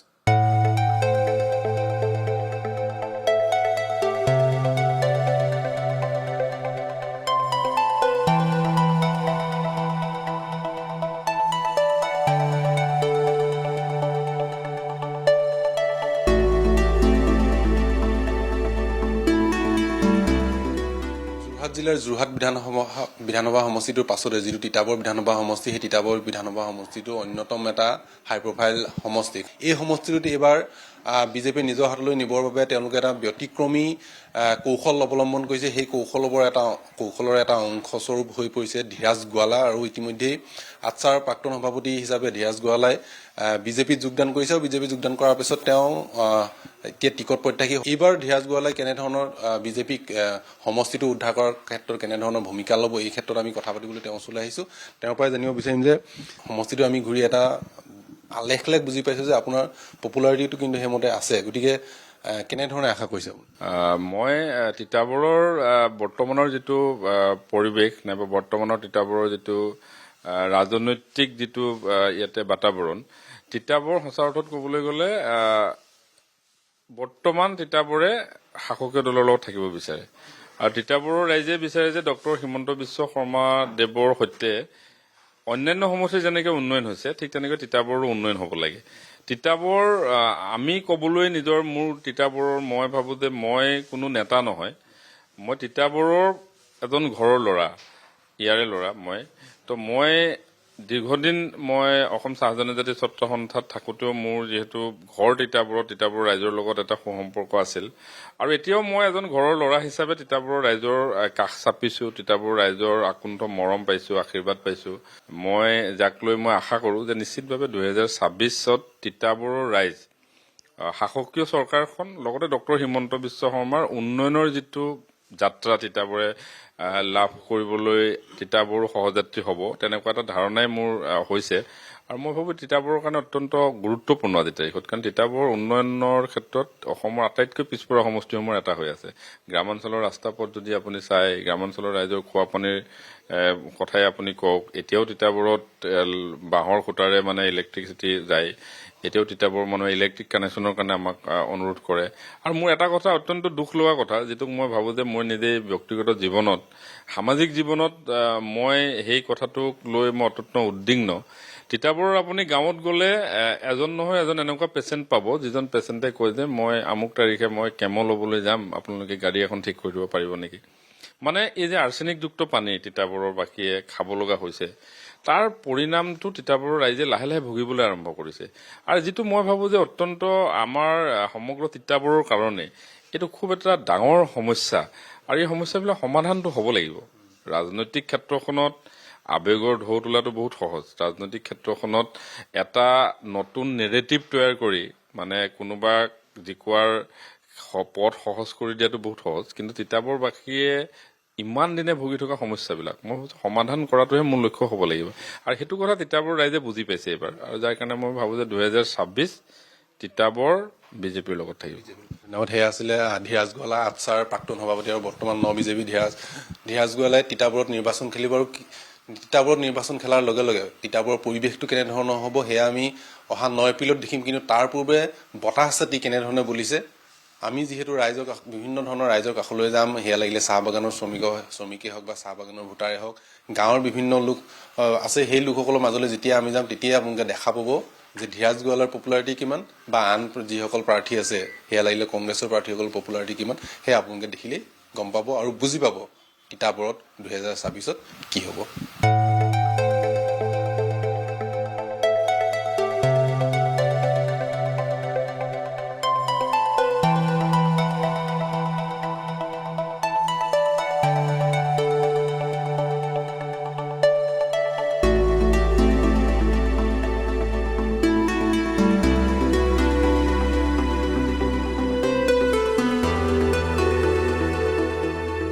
তিতাবৰৰ চৰাইপানী চাহ বাগানত মই উপস্থিত আছো। দেখিছে আপোনালোকে চাহ শ্ৰমিকসকলে পাত তুলি আছে আৰু নিৰ্বাচনৰ বতৰ যিহেতু আছে, আমি নিৰ্বাচনৰ প্ৰসংগত ঘূৰি ঘূৰি নিৰ্বাচনৰ যিবোৰ বা বাতৰি লৈ ফুৰোঁতে আমি এই চৰাইপানী বাগানখনত আহি উপস্থিত হৈছিলোঁ আৰু চৰাইপানী বাগানত যিসকল শ্ৰমিক আছে, বিশেষকৈ মহিলা শ্ৰমিকসকলে পাত তোলাত ব্যস্ত হৈ আছে। কালিৰ দিনটোত যেতিয়া বিগত দুটা দিনত বৰষুণ দিয়াৰ পাছত বাগানৰ যিটো পৰিৱেশটো, সেই পৰিৱেশটো চাবলগীয়া হৈছে। সম্পূৰ্ণ সেউজীয়া এটা ধুনীয়া পৰিৱেশ হৈছে আৰু পাতবোৰো খুব ধুনীয়াকৈ উঠিছে। সেইকাৰণে ইয়াত যিসকল শ্ৰমিক আছে তেওঁলোকে পাতবোৰ ছিঙি আছে।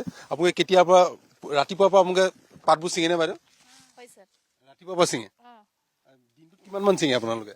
কিমান মান ছিঙো মানে তেনেকে এতিয়াতো ওলাইছেহে পাতটো, 1 কেজি 2 কেজি তেনেকে হয় আৰু। এতিয়া আপোনালোকৰ মজুৰিটো কিমান হৈ আছে এতিয়া? 250 বহা নাই ন? নাই বহা। আৰু এই বুলি শুনিছো, এতিয়ালৈকেতো হোৱা নাই বাৰু। এতিয়ালৈকে হোৱা নাই।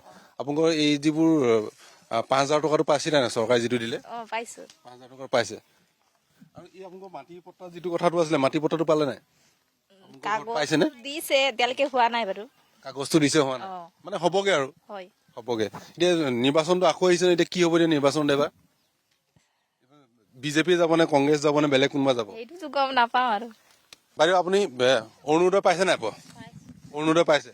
আপোনালোকৰ যে যিবোৰ 5,000 টকীয়া আছিলে, সেই 5,000 টকাটো পালে নাই? পালো। 5,000 টকাটো পালে। মাটি পট্টাও পাইছেনে? নাই, ফৰ্মটো পাইছো। ফৰ্মটো পাইছে, মাটি পট্টাটো এতিয়া পোৱা নাই? নাই, পাব চাগে ভৱিষ্যতে। বাকী চৰকাৰী যিবোৰ চৰকাৰী ঘৰ এইবোৰ কিবা কিবি পাইছে নাই? চৰকাৰী ঘৰবোৰ পাইছে। নিৰ্বাচনটো আহিছে ন, এতিয়া ভাস্কৰ বৰুৱা আকৌ জিকিব নে এবাৰ বিজেপি জিকি যাব? বিজেপি ফালে ভাল লাগে নে ভাস্কৰ বৰুৱাৰ ফালে ভাল লাগে? চবকে ভাল লাগে। চবকে ভাল লাগে, চবকে ভাল লাগে, চবকে ভাল লাগে। আৰু কেইগৰাকীমান আছে ইয়াত, তেওঁলোকৰ ওচৰলৈ যাওঁচোন, কিনো কৰি আছে চাওঁ আমি। পাত তুলি আছে কেইগৰাকী বাইদেউ। বাইদেউ কিমান পাত ছিঙিলে? আজি 4 কেজি 4 কেজি ছিঙিলে। 4 কেজি এতিয়া ছিঙিলে কিমান পাব আজি দিনটোত? 250 টকা। 250 টকা পাব। আপোনালোকৰতো 30 টকা এটা বহা কথা আছিলে, বহা নাই এতিয়ালৈকে? বাঢ়িব চাগে? নাই বঢ়া এতিয়ালৈকে বহা নাই ন? 1 তাৰিখৰ পৰা বাঢ়িব চাগে। এতিয়া বাকী আপোনালোকৰ মাটিৰ পট্টা 5,000 টকা অৰুণোদয়ো পায় নাপায় আপোনালোকে? এইবাৰ মই প্ৰথম পাইছে। অৰুণোদয়টো পাইছে? 5,000টো পাইছে। অৰুণোদয় 1250 টকাটো পায় নাপায়? এইটো নতুনকে এবাৰ পাইছে। এইবাৰ নতুনকে পাইছে? 9,000 সোমালে একেলগতে। 9,000 সোমাইছে। এইবাৰ তেনেহ'লে দিন ভাল চলি আছে? দিন ভালে চলি আছে। আৰু এই মাটিৰ পট্টাটো পাইছে নাই আপোনালোকে? মাটি পত্ৰ আমাৰতো ঘৰ ইয়াত নহয় ন, বস্তিতহে আমাৰ। বস্তিতহে? লাইন মাতৰ মানুহকেইটা পাইছে মাটি পত্ৰ, আমি পোৱা নাই। আপোনালোকে পোৱা নাই ন? আমাৰ নিজৰ মাটি আছে, পত্ৰ। এতিয়া মোক কওকচোন, এই বিধায়ক ভাস্কৰ বৰুৱাক আপোনালোকে পায় নাপায় লগ? নাই, আমি লগ পোৱা নাই। লগ পোৱা নাই ন? আপোনালোকৰ ওচৰত নাহে? আপোনালোকৰ সমস্যা হ'লে একো সহায় নকৰে? নকৰে তেনেকুৱা। তেনেহ'লে এবাৰ ভাস্কৰ বৰুৱা হাৰিব নে জিকিব? সেইটোৱে ক'ব নোৱাৰো দেই, এইটো হাৰিব জিতিব এইটো এতিয়ালৈকে। বিজেপি জিকিব নেকি? বিজেপিয়ে জিতিব নিচিনাহে লাগিছে।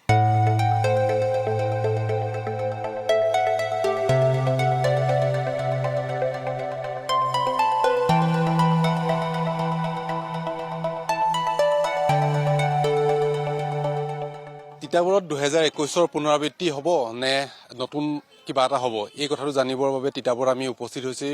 গাঁৱৰ পিছত বাগান, বাগানৰ পিছত বাগানত আমি সোমাইছোঁ আৰু বাগানৰ যিসকল শ্ৰমিক, এই শ্ৰমিকসকলে নিৰ্বাচনত বিশেষভাৱে ভূমিকা পালন কৰিব। কাৰণ বাগানত থকা যিসকল লোক আছে, সেইসকল লোকৰ ভোটাধিকাৰ আছে। ভোটাধিকাৰ তেওঁলোকে এটা বিশেষ ভূমিকা পালন কৰে। আৰু তিতাবৰত বাগানীয়া ভোটাৰ, যিসকল চাহ জনগোষ্ঠীৰ ভোটাৰ আছে, সেই চাহ জনগোষ্ঠীৰ ভোটাৰসকলৰ বিশেষ প্ৰভাৱ আছে। গতিকে আমি তেওঁলোকৰ পৰা জানিম যে 26ত এইবাৰ চাহ জনগোষ্ঠীৰ যিসকল ভোটাৰ আছে, চাহ জনগোষ্ঠীৰ ভোটাৰসকলে কাৰ পক্ষ ল'ব, তেওঁলোকে এবাৰ কি ভূমিকা পালন কৰিব, কি হ'ব পাৰে তিতাবৰত এবাৰ বিজেপি কংগ্ৰেছ যুঁজখন কাৰ কাৰ মাজত হোৱাৰ সম্ভাৱনা আছে? চাওক, যিটো আমাৰ চলিত চৰকাৰ চলি আছে, বিজেপি নেতৃত্বাধীন চৰকাৰখনে বিভিন্ন সময়ত আপুনি দেখিছে যে চাহ বাগিচা অঞ্চলত তেওঁলোকে বহু কাম কৰিব চেষ্টা কৰিছে আৰু তাৰ পৰিপ্ৰেক্ষিতত আমাৰ যোৱা কেইদিনমানৰ আগতে ভাৰতৰ সন্মানীয় প্ৰধানমন্ত্ৰী নৰেন্দ্ৰ মোদী ডাঙৰীয়াই আহি চাহ শ্ৰমিকৰ ৰাইজৰ যি দীৰ্ঘদিনীয়া সমস্যা 200 বছৰৰ যিটো সমস্যা, সেই সমস্যা সমাধান কৰাৰ ক্ষেত্ৰত তেখেতলোকে অগ্ৰণী ভূমিকা লৈছে। ম্যাদী পট্টাৰ কথাটো মই ক'বলৈ গৈ আছো। এই ঐতিহাসিক যিহেতু আমাৰ এটা সিদ্ধান্ত তেওঁলোকে গ্ৰহণ কৰিলে আৰু এইটো আমাৰ কাৰ্যক্ষম কৰিবলৈ সক্ষম হৈছে। ধীৰাজ গোৱালাৰ নেতৃত্বাধীন যিহেতু আমি আৰ্টছাত দেখিছিলো, তেখেতৰ সবল নেতৃত্বত আজি চাহ জনগোষ্ঠীয় ৰাইজে ভূমি পট্টা লাভ কৰিবলৈ সক্ষম হৈছে। আমি ভাবিম যে দৃঢ় সংকল্পৰে তেখেত যদি দলীয় টিকেটৰ জৰিয়তে যদি MLA জয়ী হয়, পৰৱৰ্তী সময়ত চাহ জনগোষ্ঠীয় ৰাইজৰ হৈ কাম কৰিব। ধীৰাজ গোৱালা সঁচাকৈ জিকিব নেকি? ক'ব নোৱাৰি এতিয়া ইলেকশ্যনৰ কথা, এতিয়া ক'ব নোৱাৰি। কাৰণ ধীৰাজ গোৱালাৰো মানে চান্স আছে আৰু এতিয়া চলিত যিটো MLA তেখেতৰো কাম কৰিছে তেখেতেও, আৰু যিমান কৰিব লাগিছিল ইমানো কৰা নাই, কিন্তু হ'লেও মানে চান্সটো আছে। আপোনালোকৰ সমস্যাসমূহ সমাধান কৰিব পাৰিছে নে তাকে? সমস্যাটো এতিয়াও বাকী আছে, বিশেষকৈ আমাৰ চৰাইপানীৰ ডাঙৰ সমস্যা হৈছে পানীৰ সমস্যা। এতিয়া আমি নৈৰ আপুনি যদি চাব বিচাৰে তেতিয়াহ'লে নৈৰ যিটো বোকা পানী এতিয়া আহিছে, আমাৰ ৰাইজেতো বোকা পানী খাইছে, তেনেকৈ আমাৰ পানীৰ সুবিধাটো এতিয়ালৈকে হোৱা নাই। আমাৰ আপোনালোকে নদীৰ পানী খায় নেকি? নদীৰ পানী খাওঁ। নদীৰ পানী খায়। টিউবৱেল নাই? টিউবৱেলটো আছে, মানে চৰকাৰে পুতি দিছে, কিন্তু এতিয়ালৈকে জল জীৱন আঁচনিৰ একো মানে ৰূপায়ণ হোৱা নাই এতিয়ালৈকে। পাইপটো পুতি থৈছে, পাইপটো পুতিছে, পানী নাই? পানী নাহে। পানী নাহে। আৰু এই নাৰো নাই আপোনালোকৰ? তেনেকুৱা আছে, কিন্তু এতিয়াতো খৰাং ন, পানী নাই। আপোনালোকে নদীৰ পৰা পানী আনে? নদীৰ পৰা পানী আনো। নদীৰ পৰা পানী আনি খায় নি আপোনালোকে? নদীৰ পৰা ফিল্টাৰ কৰিবলগীয়া হয়? কিমান দূৰ আছে ইয়াৰ পৰা? নদীখন কিমান? ওচৰতে ওচৰতে। সকলো ৰাতিপুৱা পানী আনে? ৰাতিপুৱা পানী আনে, তাৰপৰা আকৌ গধূলি আনিব যায়? গধূলি আনিবলগীয়া হয়। এইটো কিমান দিনৰ পৰা চলি আছে? এইটো এতিয়া বছৰ বেছি, বহুত দিন হ'ল এতিয়া চলা। আৰু বিধায়ক আপোনাৰ ভাস্কৰ বৰুৱা এই কামবোৰত আপোনালোকক কৈছিলে নে তেওঁক যে ন সমস্যা আছে নাই? কৈছিলো বাৰু, এই কৰিম বুলি কৈছে, পাইপ বহাই থৈছে, এতিয়ালৈকে পানী অহা নাই বাৰু। পানী অহা নাই এতিয়ালৈকে? পানী নাই। আৰু ধীৰাজ গোৱালাই এই প্ৰসংগত আচ্ছাৰ যেতিয়া সভাপতি আছিলে, তেওঁ এই প্ৰসংগত আপোনালোকৰ হৈ মাত মাতিছিলে নে? মাত মাতিছিলে বাৰু। মাত মাতিছিলে। এতিয়া কণ্টেষ্টখন কেনেধৰণৰ হ'ব? হ'ব, এতিয়া ভাস্কৰ দাও যোৱা বছৰ জিকিছিলে, এবাৰ কণ্টেষ্ট হ'ব আৰু কোনে জিকিটো ক'ব নোৱাৰি ইলেকশ্যনৰ কথা। যদি পাল্লা কাৰ ভাৰি থাকিব পাৰে? পাল্লা ক'বতো নোৱাৰি কোন ভাৰি থাকে আৰু। এতিয়া সমষ্টিত যোৱা এতিয়া প্ৰত্যেক বছৰে কংগ্ৰেছ পাৰ্টি জিকা, এতিয়া কি হয় বাৰু এইবাৰ ভাস্কৰ দাই ধীৰাজ দা উঠিছে। কথাবোৰ তেনেকুৱাই আচলতে। ধীৰাজ গোৱালাই যিহেতু আচ্ছাৰ সভাপতি আৰু এখন চাহ বাগানত এগৰাকী যেতিয়া বাগানীয়া লোক উঠে বা বিশেষকৈ আচ্ছাৰ যদি কোনো নেতা উঠে, তেনেহ'লে বাগানৰ যিসকল লোক আছে তেওঁলোকৰ মনত এটা আশা থাকে যে তেওঁলোকৰ যিসমূহ সমস্যাসমূহ আছে সেই সমস্যাসমূহ কেনেবাকৈ পূৰণ কৰিব পাৰিব নেকি, এনেধৰণৰ আশা এটা লৈ তেওঁলোকে আগবাঢ়ি যায়। অৱশ্যে এই যিখন বাগানখন আছে, বাগানখনৰ যিসমূহ সমস্যাসমূহ আছে, এই সমস্যাসমূহ কিন্তু এতিয়ালৈকে সমাধান হোৱা নাই। খোৱা পানীয়ে হওক বা তেওঁলোকৰ মাটিৰ পট্টাই হওক, এই বিষয়বোৰ যদিও কৰি আছে, কিন্তু এতিয়ালৈকে তেওঁলোকে সুফল পোৱা নাই। গতিকে পৰৱৰ্তী সময়ত দেখা যাব এই সুফলসমূহ তেওঁলোকে কেনেকৈ পায় বা নাপায়। অৱশ্যে যি কি নহওক, 26ৰ নিৰ্বাচন এই যিসকল চাহ জনগোষ্ঠীয় লোক আছে, এই চাহ জনগোষ্ঠীয় লোকসকল কাৰ পক্ষত থাকিব সেইটোৰ ওপৰতে নিৰ্ভৰ কৰিব তিতাবৰ এইবাৰ বিজেপিয়ে পাব নে কংগ্ৰেছে পাব।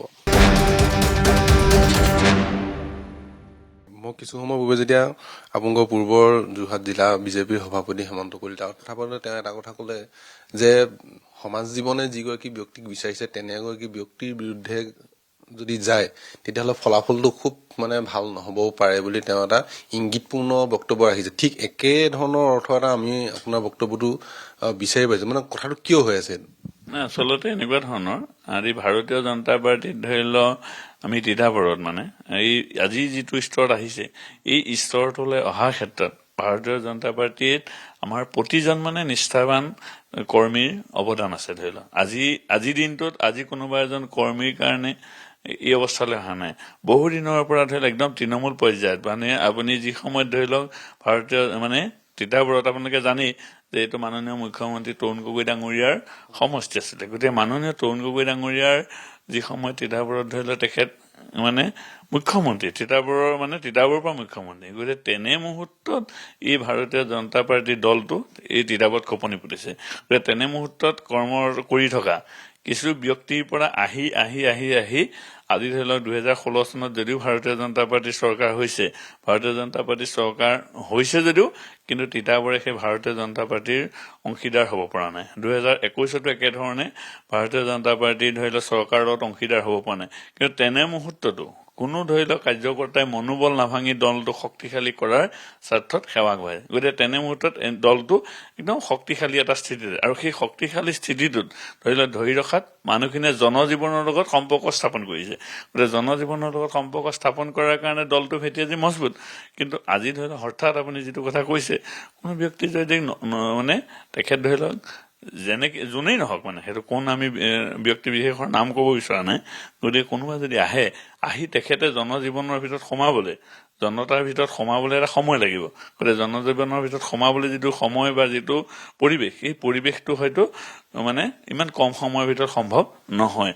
আৰু সেই ক্ষেত্ৰত ধৰি লওক আমি নতুনকৈ মানে দললৈ অহা যিকোনো ব্যক্তি হঠাৎ মানে দললৈ যেতিয়া জনজীৱনৰ মাজত সোমাই যাব নোৱাৰে, জনজীৱনৰ মাজত সোমাই যেতিয়া যাব নোৱাৰে, তেতিয়া তেখেতক সাধাৰণতে জনতাই মানে যিকোনো ক্ষেত্ৰতে নাকচ কৰিব পাৰে। গতিকে জনতাই নাকচ কৰা কথাটোত আমি আচলতে একেবাৰে তৃণমূল পৰ্যায়ৰ পৰা বহুদিন ধৰি যিসকলে সেৱা আগবঢ়াই আহিছে, সেইসকলে ধৰি লওক মানে এই মুহূৰ্তত অনুভৱ কৰে যে আমি এই ভাৰতীয় জনতা পাৰ্টী তিতাবৰত মানে 2016ত আমি হেৰুৱাইছো, 2021ত হেৰুৱাইছো, 2026ত মানে আমি 25ত যিটো আমি ধৰি লওক পঞ্চায়ত নিৰ্বাচন খেলিছো, সেই পঞ্চায়ত নিৰ্বাচনত আমাৰ ধৰি লওক কোনো ব্যাপক নেতাৰ প্ৰচাৰৰ জৰিয়তে আমি তিতাবৰত ধৰি লওক আমাৰ পঞ্চায়তত আমি সফলতা লাভ কৰা নাছিলো। তিতাবৰত একদম তৃণমূল পৰ্যায়ৰ যিসকল নেতা কৰ্মী ক'ব বিচাৰিছে আপোনাৰ 2016তো আপোনালোকে ইয়াত হাৰিছে, 19তো হাৰিলে, 21তো হাৰিছে, 24তো হাৰিছে, 26ত তাৰ পুনৰাবৃত্তি হ'ব বিচৰা নাই। 26ত আমি কোনো ক্ষেত্ৰতে আমি ধৰি লওক যিসকলে আমি কষ্ট কৰিছো, মানে অকল মই বুলি কোৱা নাই দেই, আমি একদম অতি মানে যিসকলে একদম তৃণমূল পৰ্যায়ত দলটো চিতাপি দিছিলে, খুটি পুতিছিলে, সেইসকল দলে অন্তত জয়ৰ সোৱাদটো অন্তত আমি 2026ত পাম, সেই কথাটো আমি আজিৰ দিনটোত আমি সংগঠনৰ জৰিয়তে আমি সেইটো সম্ভৱপৰ যেন একদম দেখিছো। তিতাবৰৰ শিলিখাবাৰী গাঁৱত মই উপস্থিত আছো। ইয়াৰ গাঁওখনৰ মূল সমস্যাটো হৈছে পানীৰ সমস্যা। মই গাঁওখনৰ বিভিন্ন মানুহৰ লগত কথা পাতিলৈ আহি খোৱাপানী, বিশেষকৈ আৰ্ছেনিকযুক্ত খোৱাপানীৰ বাবে এই গাঁওখনৰ বিভিন্ন ধৰণৰ সমস্যাত ভুগিছে মানুহসকল, বিভিন্ন ধৰণৰ ৰোগত আক্ৰান্ত হৈছে মানুহসকল, যিটোৰ বাবে চৰকাৰখনক তেওঁলোকৰ ওপৰত ক্ষোভ আছে। ইয়াৰ স্থানীয় যিগৰাকী বিধায়ক আছে, বিধায়কগৰাকীৰ ওপৰত তেওঁলোকৰ ক্ষোভ আছে, কাৰণ খোৱাপানীৰ যিটো মৌলিক সমস্যা, সেই মৌলিক সমস্যাটোৱে কিন্তু তেওঁলোকৰ সমাধান হ'ল। আপোনাৰ নামটো কওকচোন কি? ৰঞ্জিত দাস। ৰঞ্জিত দাস, ইয়াতে ঘৰ আপোনাৰ? ইয়াতে। আপোনালোকৰ খোৱাপানীৰ যিটো সমস্যাটো আছিলে, সেই সমস্যাটো সমাধান কোনোবাই কৰিলে নে বাৰু? এনেকেতো বৰ্তমান আজিলৈকে পানী যোগানটোতো আহিয়ে আছে, শুনিয়ে আছো, বা মাজতে বছৰেকৰ মূৰত আহে, পাইপ চাইপ হেৰি কৰে, তাৰপৰা এমাহমানৰ মূৰত দুদিন দিয়ে, তাৰপিছত নিদিয়ে। এতিয়াও এয়া সেনেকেই চলি আছে, এসপ্তাহ মূৰত এদিন দিব, তাৰপৰা এমাহলৈ নাই। পানীখিনি আপোনালোকক আজিলৈ ভালকে নিদিলে? বাইদেউ আপোনাৰ এইখিনিতে ঘৰ? এইটোৱে ঘৰ। খোৱাপানীৰ সমস্যাটোৰ কথা যে সকলোৱে কৈ আছে, কথাটো কি আচলতে আপোনালোকৰ খোৱাপানী? আমি পোৱাই নাই আহিব পৰা, টেপ ঘৰে ঘৰে দিছে, এই যেনেকে কৈছে মাহৰ মূৰত দুদিন দিয়ে, আমাৰ তেনেকুৱাই হৈছে এতিয়া। জেজেমৰ পানী নেকি এইবোৰ? পাইপৰ পানী নোলায়? জেজেমৰ পাইপেৰে পানী নোলায়। আৰু চৰকাৰী যিবোৰ আঁচনিবোৰ, সেই আঁচনিবোৰ সুবিধা আপোনালোকে পাইছে নাই পোৱা? নাই পোৱা। আপোনালোকে একো পোৱাই নাই? ইয়াত নাপাবলগীয়াও মানে পাইছে, পাবলগীয়া নাই পোৱা, তেনেকুৱা হৈছে আৰু। আপোনালোকে এই যিটো গোটৰ আপোনালোকৰ মুখ্যমন্ত্ৰী মহিলা উদ্যমিতা আৰম্ভ কৰি বিভিন্ন ধৰণৰ আঁচনিবোৰ চৰকাৰে পইচাবোৰ যে বিলাই আছে, 10,000কে বিলাইছে কাৰোবাক, সেইবোৰ একোৱে পোৱা নাই? পোৱা। গাঁৱৰ মানুহে পাইছে নে? গাঁৱৰ মানুহে চবে পাইছে। আপোনালোকে নাই পোৱা। আৰু অন্য নাই পোৱা। একো মই সাহায্যই পোৱা নাই মানে চৰকাৰৰ পৰা। একো সাহায্যই পোৱা নাই। এতিয়া নিৰ্বাচন আহিছে নে, কি হ'ব এইবাৰ? ভাস্কৰ বৰুৱা, ধীৰাজ গোৱালা বহুত আহিব ন আপোনালোকৰ ওচৰলৈ, কি আপোনালোকৰ প্ৰশ্নটো কি হ'ব তেতিয়া? ভাস্কৰ বৰুৱা ভাল যেন লাগিছে নেকি? লাগিছে। ভাল যেন লাগিছে। বাইদেউ মোক কওকচোন, আপোনালোকৰ খোৱাপানীৰ সমস্যাত আপোনালোকে কিমান দিনৰ পৰা ভুগি আছে? আপোনালোকে খোৱাপানীৰ সমস্যাত আমি বহুত দিনৰ পৰাই ভুগি আছো, নায়ে পোৱা মানে খোৱাপানী ভুগি আছো। আৰ্ছেনিকযুক্ত পানী আপোনালোকে সেৱন কৰি আছো? আপুনি বিয়া হৈ অহা কিমান দিন হ'ল ইয়াত? মোৰ বিয়া হৈ অহা এতিয়া 28 বছৰ হ'ল। 28 বছৰ আপোনালোকে খোৱাপানী, ভাল খোৱাপানী নাপালে? নাপালে। নিৰ্বাচনটো আহি আছে, আপোনালোকে এই খোৱাপানীৰ সন্দৰ্ভত যেতিয়া আপোনালোকে ভোট বিচাৰি মানুহ কয় নে কেতিয়াবা? পানীৰ বিষয়লৈ একো নকয়েই, মানে এনেই আৰু ভোটটো জিকাব লাগে আমি চাম, সেইটো কথাহে কয়, কিন্তু পিছত একো চোৱা চিতা একো নকৰে, ঘূৰি নাহে। এইবাৰ আপোনালোকে যেতিয়া আহিব তেতিয়া আপোনালোকে কি ক'ব? এইবাৰ এইবাৰ সেইটোৱে ক'ম আৰু বিশেষকৈ আমাক খোৱা পানীটোৱে লাগে খোৱা পানীটো যোগান দিয়ক তেতিয়া আমি আগলৈও মানে চাম আৰু ভাস্কৰ বৰুৱা আপোনাক ভাল লাগে নে কোনোবা বেলেগ নতুন আপোনাক বিচাৰিব? ভাস্কৰ বৰুৱাকো ভালেই লাগে বাকী মানে আমিতো প্ৰথমতে চবকে ভাল বুলিয়ে ভাবোঁ যেতিয়া নেকি তেওঁলোকে আসন পায় তেতিয়া সকলোবোৰ পাহৰিয়ে যায় তেনেকুৱা নিচিনা হয় আৰু এতিয়া পৰিৱৰ্তন হ'ব নে এবাৰ একেই থাকিব? সেইটো এতিয়া কেনেকৈ জানিম বাৰু পৰিৱৰ্তন হ'ব লাগে বুলি ভাবিছোঁ এতিয়া হোৱাটোহে কামনা কৰোঁ নহ'লে কেনেকৈ জানিম আৰু মই আৰু এগৰাকী আছে কৈছোঁ আপোনালোকৰ মই 3গৰাকীমান মানুহ আপোনালোকৰ সৈতে ইয়াত কথা পাতিলোঁ সকলোৱে পানীৰ সমস্যাৰ কথাই কৈ আছে আপোনালোক কিমান দিনৰ পৰা পানীৰ সমস্যা দূৰ হৈ আছে? চাওক প্ৰয়াত তদানীন্তন তৰুণ গগৈদেৱে এটা অভিলাষী আঁচনি সৃষ্টি কৰিছিলে গেটাৰ তিতাবৰ পানী যোগান আঁচনি গেটাৰ তিতাবৰ পানী যোগান আঁচনিৰ যোগেদি তিতাবৰবাসী ৰাইজে কিন্তু মানে আঁচনিখন ৰূপায়ণহে হ'ল কিন্তু ৰাইজে তাৰ ফলপ্ৰসূ এটা ৰূপ দেখা নাপালে গতিকে তাৰ পিছতো আমাৰ যিখন বৰ্তমানৰ চৰকাৰখনৰ এটা অভিলাষী আঁচনি হ'ল জল জীৱন মিছন আছে জল জীৱন আঁচনিও ঠিক তেনেকৈ ঘৰত নল আছে কিন্তু পানী নাই আমাৰ তিতাবৰ আটাইতকৈ মূল সমস্যা হৈছে এটুপি বিশুদ্ধ খোৱা পানীৰ মানে যি ব্যৱস্থা সেই ব্যৱস্থাটো কৰি নিয়াটো তিতাবৰবাসী ৰাইজৰ এটা দুৰ্ভাগ্য আৰু এটা সঁচাকৈ পৰিতাপৰ কথা আৰু বৰ্তমানৰ বিধায়কজনেও যেতিয়া প্ৰথম অৱস্থাত বিধায়ক হিচাপে তেখেতে নিজৰ গাদী দখল কৰিছিল তেতিয়া তিতাবৰ সাংবাদিকসকলক উদ্দেশ্যি সাংবাদিকসকলক লগত লৈ তেখেতে তিতাবৰবাসী ৰাইজক আশ্বস্ত হ'ব পৰাকৈ এখন সংবাদমেল প্ৰস্তুত কৰিছিল আৰু সংবাদমেলখনৰ যোগেদি তেওঁ প্ৰথমেই এটা কথা কৈছিল তিতাবৰবাসীক আশ্বস্ত প্ৰদান কৰিছিল যে তিতাবৰ প্ৰতি ঘৰ মানুহক এটুপি বিশুদ্ধ আৰ্ছেনিক মুক্ত খোৱা পানী তেখেতসকলে যোগান ধৰিম বুলি কৈছিল কিন্তু এয়া সময় পৰিৱৰ্তনৰ লগে লগে কিন্তু আজি পৰ্যন্ত তিতাবৰবাসী ৰাইজৰ এখন ঘৰতো কিন্তু তেনেধৰণৰ বিশুদ্ধ এটুপি খোৱা পানী যোগান ধৰা কিন্তু আমাৰ পৰিলক্ষিত হোৱা নাই এয়া কিন্তু তিতাবৰবাসী ৰাইজৰ এটা দুৰ্ভাগ্য আৰু অতিকে পৰিতাপৰ কথা গতিকে আমি বিচাৰিছোঁ যে তিতাবৰবাসী ৰাইজৰ যি মৌলিক সমস্যা সেই মৌলিক সমস্যাসমূহৰ ভিতৰতে এটুপি বিশুদ্ধ খোৱা পানীটো কিন্তু মৌলিক সমস্যাত ৰূপায়িত হ'বলৈ আৰম্ভ হৈছে। এতিয়া মোক কওকচোন নিৰ্বাচন আহিলে 2024 নিৰ্বাচন আহিলে নিৰ্বাচন অহাৰ পাছত আপোনালোকে খোৱা পানীৰ সমস্যাটো সমাধান কৰিব নোৱাৰা মানুহজনকে বিচাৰিব নে কিবা পৰিৱৰ্তন বিচাৰিব নে কোনোবা নতুন মুখক আপোনালোকে আদৰণি জনাব? এবাৰ তিতাবৰবাসী ৰাইজে কঁকালত টাঙালি বান্ধিছে প্ৰাৰ্থীৰ নিৰ্বাচনতহে পাৰ্টীৰ নিৰ্বাচনত কিন্তু পাৰ্টী এটাক আগবঢ়াই নিয়াৰ ক্ষেত্ৰত কিন্তু তিতাবৰবাসী ৰাইজে এতিয়া আগবাঢ়ি যোৱা নাই প্ৰাৰ্থী বা নতুন মুখ বা পুৰণাই মুখ সেইটো নাজানো কিন্তু প্ৰাৰ্থী যি আহিব তেওঁলোকে কিন্তু প্ৰশ্নৰ সন্মুখীন হ'ব আৰু সেই প্ৰশ্নখিনি হ'ব প্ৰথম কথাটো হ'ল পাবলগীয়া ব্যক্তিসকলে চৰকাৰৰ হিতাধিকাৰী আঁচনিসমূহ পাব লাগিছিল তাত কিন্তু কিছু বিসংগতি আছে আৰু দ্বিতীয়তে যি এটুপি বিশুদ্ধ খোৱা পানী তেখেতসকলে দিব পৰা নাই এয়াতো কিন্তু প্ৰশ্ন আহি পৰিব। ধীৰাজ গোৱালো বিজেপিৰ পৰা আহিব আপোনালোকৰ ইফালে ভাস্কৰ বৰুৱাও আহিব পাৰে প্ৰাণকুৰ্মীও আহিব পাৰে এই মানুহবোৰৰ ভিতৰত কোনবোৰ মানুহ অকণ মানে আপোনালোকৰ কাৰণে উপযুক্ত বুলি ভাবে? চাওক ধীৰাজ গোৱালাটো হ'ল নতুন প্ৰাৰ্থী তেখেতে আচ্ছা কেন্দ্ৰীয় সমিতিৰ এটা বিষয়ববীয়া আছিলে তেখেতক আমি এতিয়ালৈকে আমি জনসাধাৰণৰ মাজত ঘূৰি ফুৰিছে কিন্তু জনসাধাৰণৰ মাজত কৰ্মৰ যোগেদি তেখেতৰ কিন্তু পৰিচয় দিয়াটো আমি দেখা পোৱা নাই সেয়া নিশ্চয় যদি ৰাইজে ভোটাধিকাৰে তেখেতক সাব্যস্ত কৰে তেখেতে পৰৱৰ্তী সময়ত দেখা পোৱা যাব কিন্তু ভাস্কৰজী বৰুৱাৰ ক্ষেত্ৰত এটা কথা হ'ল এজন কিন্তু দুৰ্নীতিমুক্ত ব্যক্তি কিন্তু দুৰ্নীতিমুক্ত ব্যক্তি তেখেত কিন্তু যেনেধৰণে সমাজৰ হকে কাম কৰিব বিচাৰে ৰাইজৰ হকে কাম কৰিব কথা দি কথা ৰাখিব সেই কথা দি কথা ৰখাত কিন্তু তেওঁ কিছু কুটি বিচ্যুতি আছে সেই গতিকে তিতাবৰবাসী ৰাইজৰ সন্মুখত কিন্তু বহু সময়ত বৰ্তমানৰ বিধায়কজনে কিন্তু প্ৰশ্নৰ সন্মুখীন যে নহ'ব এয়া কিন্তু আপোনাক নুই কৰিব নোৱাৰি। এয়া আছিলে এই তিতাবৰ এখন গাঁৱৰ পৰিৱেশ গাঁৱৰ কেইবাগৰাকীও মানুহৰ সৈতে কথা পাতি এটা কথাই বুজি পালোঁ যে ইয়াৰ যিবোৰ সমস্যা আছে এই সমস্যাসমূহৰ যদি সঠিক উত্তৰ কোনো জনপ্ৰতিনিধিয়ে বা যিসকলে ভোট বিচাৰি আহে তেওঁলোকে দিব নোৱাৰে তেতিয়াহ'লে কিন্তু তেওঁলোকে যে ভোট নাপায় এই অঞ্চলটোৰ পৰা এই কথাটো প্ৰায় স্পষ্ট হৈ পৰিছে।